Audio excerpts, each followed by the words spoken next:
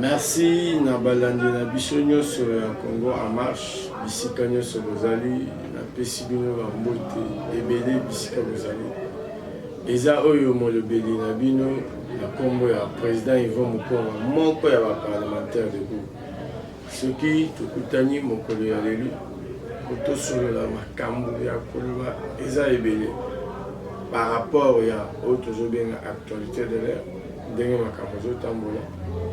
Je pense que solo la makambo ebele toko beta masolo ebele yango na senga kabino bisika nyonso bozali bo s'abonner massivement na Congo en marche ceux qui olingi ozala informé ceux qui olingi oza information oyo bandenge makambo zo tambola na mboka oyo biso il faut que s'abonner massivement na Congo en marche na pesi bino bambote bisika bozalaki na bosani te kopesa oyo tobengi mama Mbui Cynthia na finka moko ya mère ya kitoko oyo asaka makambo ya bien napesi mbote bisika oyo azali oyo alandaka biso à chaque instant à chaque minute oyo topesa bino ba information lelo toko développer makambo ebele tokolobela désignation ya candidature ya mwana mboka professeur André Mbata, Oyo UDPS a choisi pour remplacer mon amboka Jean-Marc Kabunda Kaboun, la place de vice-président de l'Assemblée nationale. Oyo Jean-Marc Kabundu a démissionné, a déposé déjà lettre de démission pour la place. Tokobeta Masolo wana ya candidature à mon amboka professeur Mbata. Toko solo la sous makambo ya Nairobi ya mokonzi mboka Fatou Beton oyo bazaki na ministre moko ya makasi oyo jota la sécurité ya mboka na biso toko développer yango pe kitoko oyo toko yeba ndenge to solo tozo banda na point na biso ya liboso ya candidature ya mwana mboka professeur Mbata oyo UDPS a outi ko désigner en tant que remplaçant direct. Il y a Jean-Marc Kabunda Kaboun, Oyo Azaki, président. Il y a parti Nangaï, président Aïe. Malheureusement, à Lumoki déjà, a outil pour déposer Oyo Tozo Benga. Lettre. Il y a démission dans l'Assemblée nationale. IDPS a moni candidat Oyo Azak, na compétence à Makas, profil Oyo Kitoko, va choisir professeur Mbata. Oyo azana kati ya ko jouer rôle mususu ya makasi na kati ya Assemblée nationale commission ya PAG yango IDPS parti cher na ngai euti ko pona candidature na ye pona a remplacer place wana Jean-Marc Kabun akabon tomoni susu mokolo ya lelo na Assemblée nationale bandeko oyo ba bibengaka bandeko opposition ko kende ko sala marche na bango. Je pense que marche est garantie dans la condition de liberté d'expression est garantie. Mais nous comprendre que ndenge nini ba ebisi bana mboka makambo wana. To comprendre que bande konabiso ya la muka na o ya FCC bazo ko ebisa ba militant na bango information correcte bazo ebisa bango ndenge makambo zo tambola.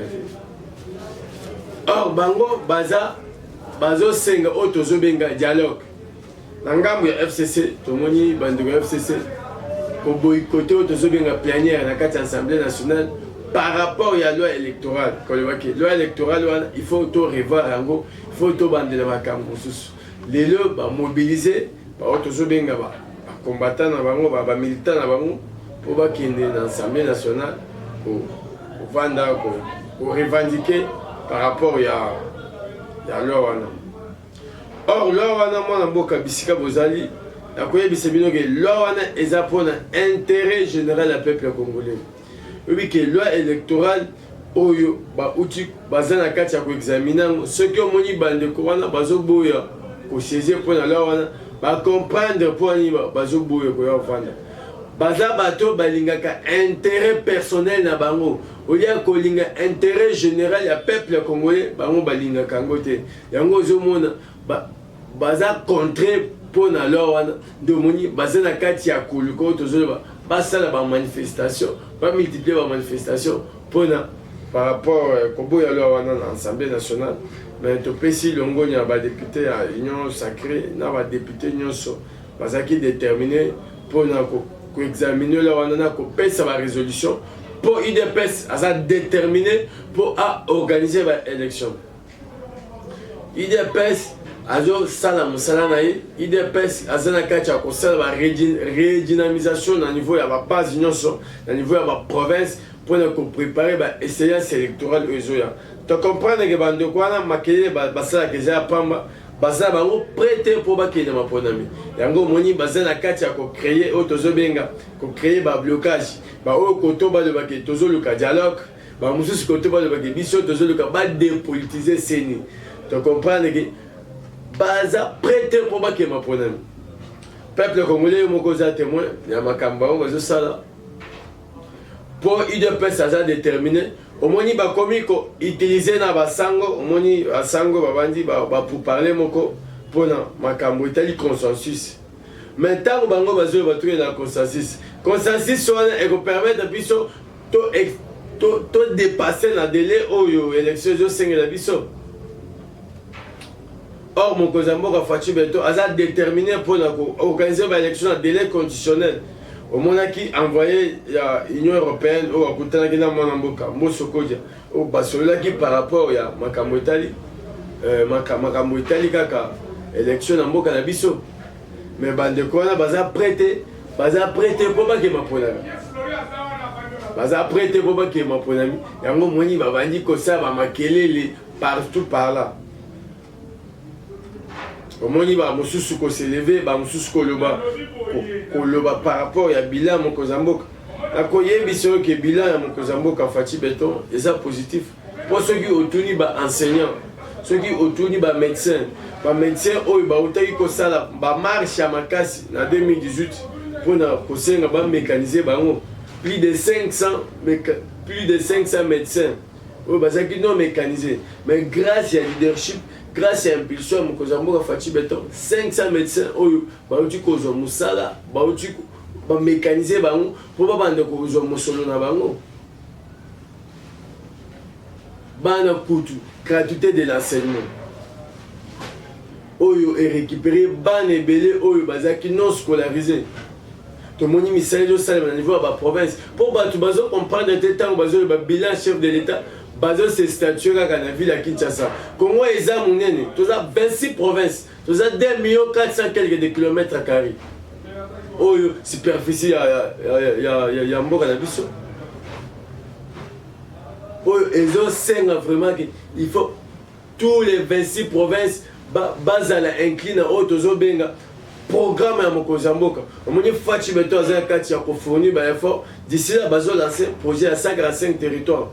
Faut tout bande de développement na base, tout bande na bas territoire na biso ti na sommet au sommet de l'État. Oyo projet moko oyo eza kitoko oyo to ko senga bana mboka oyo to ko senga peuple congolais bisika nyonso azali a soutenir Mokozamboka Fachi Beto pour eza muto azo incarner changement na kati na ye eza muto aye pona ko salela peuple congolais eza muto aye pona ko changer oyo to zo benga makambo ya mboka. Mais comment on a un discours en caractère tribal pour le baquet Mokozamboka, et l'autre côté, c'est que nous comprendre le ça la terre. Tout le monde pas oyo, il y a Chikapa, oyo, ils ont relé Diba, dans centre-ville. Oyo, depuis le régime passé, au monsieur Kabila Azalaki, Batikali Kosala Yangote, mais grâce à l'impulsion à Mokozamboka, pour on est salé. Pour on est salé. Tant que les Kananzela, tant que Kassik FCC, Bazol Baki Fachi a salé le hôtel. Comme c'est bien ma casse, peuple congolais, mon a la réalisation Fachi a salé dans 3 ans. Ma cam Fachi a salé dans 3 ans. L'équipe 18 ans, monsieur Kabila. Monsieur Kabila a qui temps ko payer mboka a 18 ans ya ko boma économie en mboka. Ba avancer eza ebele na bilan Mokozamboka. Ba avancer eza ebele. Ceux qui OK na Walikale. Omoni ba route au basali ceux qui okei na ba province okei na sud Kivu na nord Kivu omoni misala oyo ezosalema makasi na secteur ya ba infrastructure banzela ezosalema pour développement il faut tozala banzela oyo faciliter biloko elongo na ba province ba trafic esalema d'une manière progressive. Banzela ezalaki te monsieur Kabila na bakasik na ye batikali kosala nzela ata moko te bazwi banational nyonso babomi yango. Or développement ekobanda na base il faut tozala na bainfrastructure il faut tozala na banzela il faut ezala bien yango moni mokonzi ya mboka Faci Beto ntango okoti na pouvoir te il faut na lancer baprojet ya 100 jours 100 jours et faire développer makambo ebele na mboka oyo tomoni bahôpitaux mosusu oyo ezalaki délaissé oyo baréhabilite yango bisika mosusu accès na santé ezalaki te mais grâce ya Faci Beto grâce ya détermination na ye oyebi ke peuple congolais il faut azwa soin malamu par rapport à vision na ye oyo azwa santé universelle na mikolo oyo ezoya tokobanda kozwa basoin ofele. Mais au moni mutu avandi na ye bakasika baakolite ya monsieur Hippolyte Kanambe Kabila koloba ke Faci azosala eloko te omoni Raymond Tshibanda aketi musika ake kocompare bilan ya mokonzi ya mboka Faci Beto il y a 3 ans na bilan ya monsieur Kabila tozo comprendre ke mitu na bango ezosala nango te ba permettre nga terme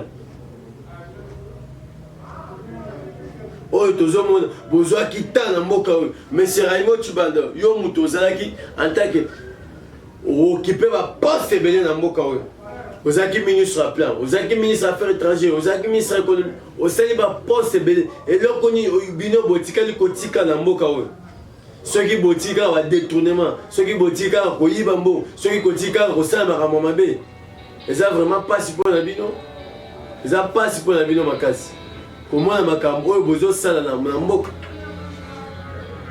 lelo bozwi audace wana ya kocompare bilan ya mokonzi ya mboka Faci Beto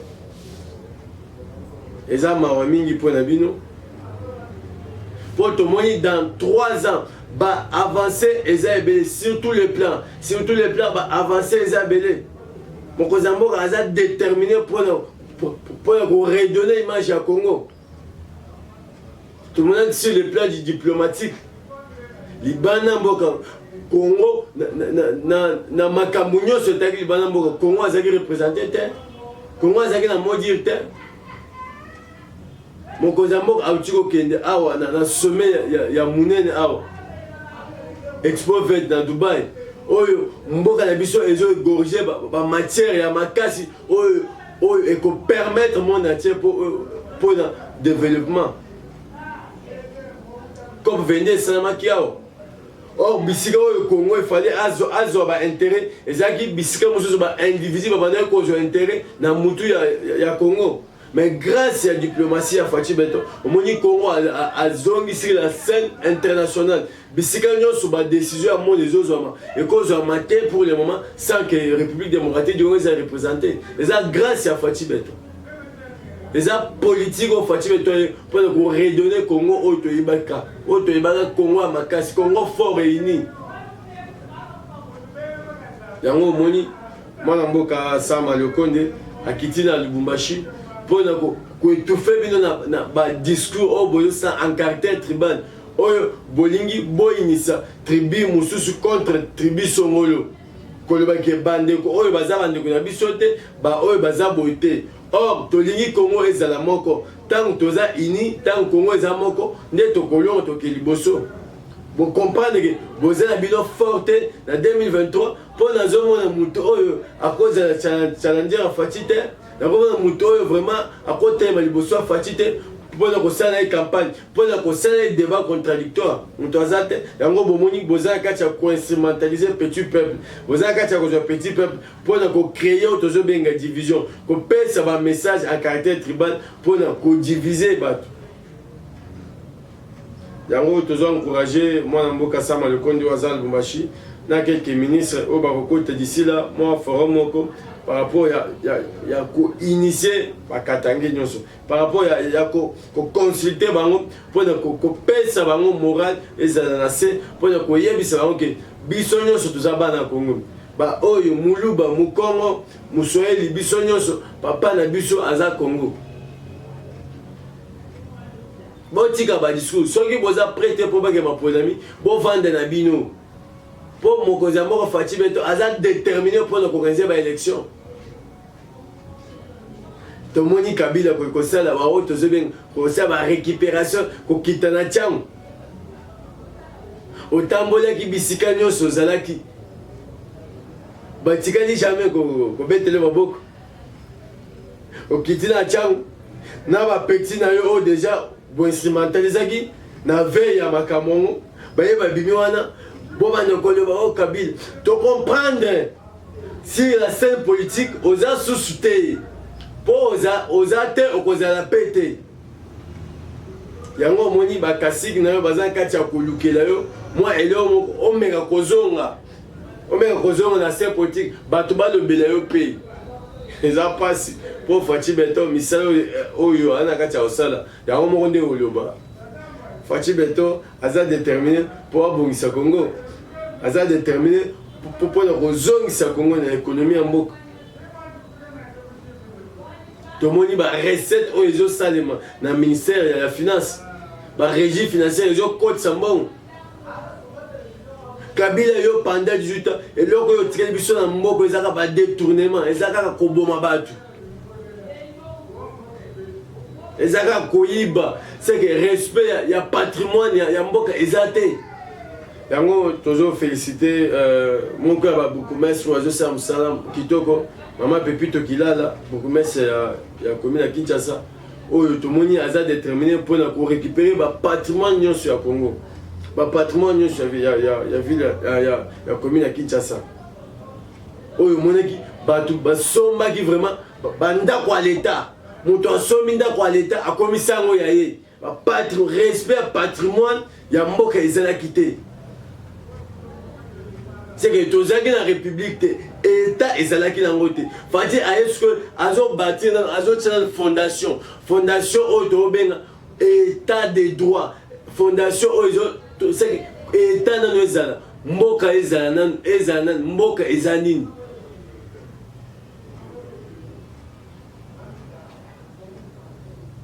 nasengaka peuple congolais faut tofungola miso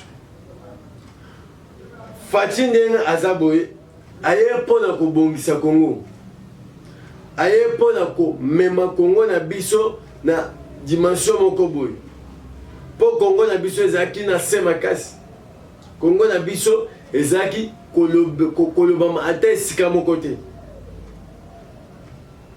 alors vision Faci aza nango na bolingo ya motema aza nango mpona Congo aza azongisa Congo ndenge bisika ezalaki mais tomoni bato oyo bazoyi na Congo ba oyo tozobenga ba de père de mère te po soki vraiment oza patriote oza na makila ya Congo okolinga jamais koinjecter discours moko à caractère tribal mpona peuple atelemela peuple mosusu mpona ekolo songolo etemela ekolo mosusu tocomprendre ke bozangi na bino makambo osala mais Faci azala mpo abattre bino Faci aza déterminé pour la kokende komema Congo musika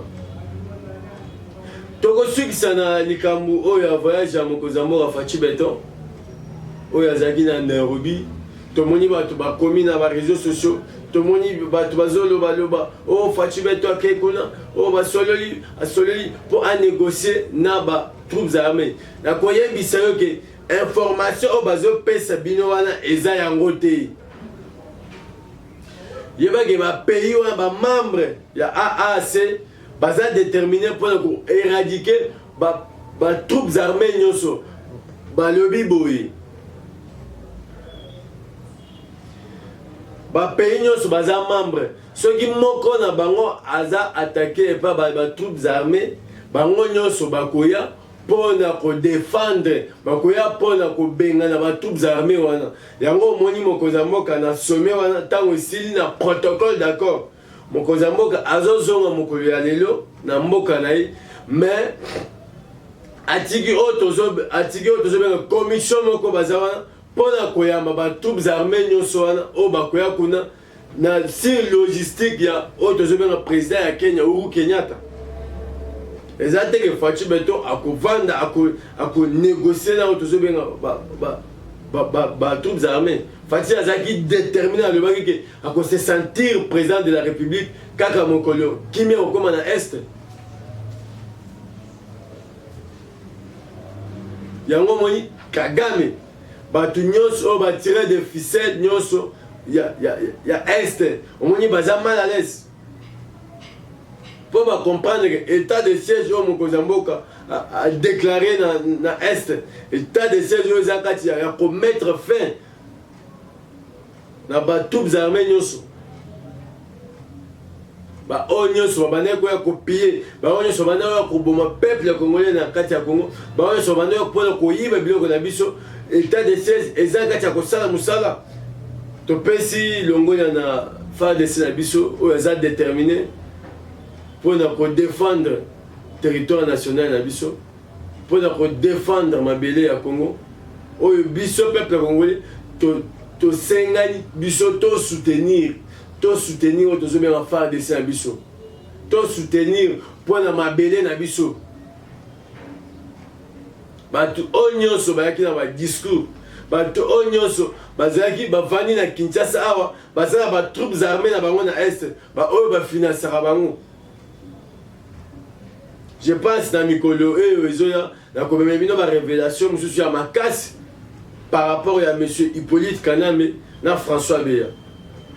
Na mikolo ezoya bozala kaka connecté na chaîne na bino na sengi bino bo se connecter massivement na Congo en marche. Ceux qui bolingi bozwa ba information ya kitoko ya malamu bo se connecter na Congo en marche. Ceux qui bolingi bo contacter ngai bo kozwanga na plus 243 85 431 14 58 plus 243 85 431 14 58. Na pesi bino bisika nyonso bozalaki ko bosa nde ko pesi cameraman Jordan oyo a permettre biso pour bolanda biso bisika nyonso bozalaki na pesi bino ba mbote botika na connecter na chaîne na bino. Ciao.